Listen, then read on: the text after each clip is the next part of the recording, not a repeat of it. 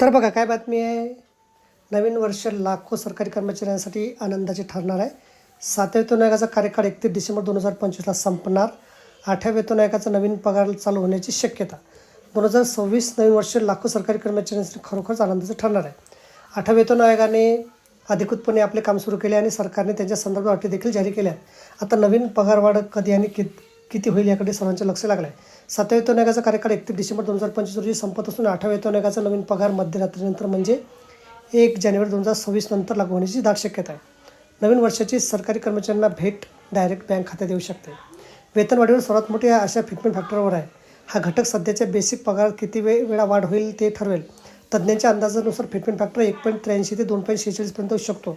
जर असं झालं तर किमान बेसिक पगार 18,000 रुपयावरून 32,940 ते 44,280 पर्यंत वाढू शकतो. मागील 7व्या वेतन आयोगात फिटमेंट फॅक्टर 2.57 होता, त्यामुळे पगारात लक्षणीय वाढ झाली. जर यावेळी असेच घडले तर कर्मचाऱ्यांच्या पगारवाढीवर त्याचा परिणाम होईल. फिटमेंट फॅक्टरमध्ये वाढ केवळ बेसिक पगारावर नव्हे तर महागाई भत्ता, घरभाडे भत्ता, प्रवास भत्ता आणि इतर सर्व भत्त्यावर थेट परिणाम करेल. याचा अर्थ घरी नेण्याच्या पगारात लक्षणीय वाढ होण्याची शक्यता आहे. आयोग महागाई, राहणीमान खर्च, मुलाचे शिक्षण, वैद्यकीय उपचार, इंटरनेट बिल आणि जेवणाचा खर्च या सर्व गोष्टी विचारात घेतो. या सर्व घटकाचा विचार करून अंतिम फिटमेंट फॅक्टर निश्चित केला जातो. प्रसिद्ध वित्तीय कंपनी ऑर्बिट कॅपिटलच्या अहवालात फिटमेंट फॅक्टर 1.83 ते 2.46 दरम्यान असण्याचा अंदाज आहे. त्यामुळे 14 ते 54% पगार वाढू शकतो.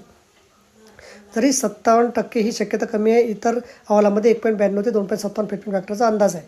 तर बघा, अशा प्रकारे अत्यंत महत्त्वाची माहिती आपण सांगितली असेल. व्हिडिओसुद्धा आवडला असेल लाईक करा, शेअर करायला विसरू नका. धन्यवाद.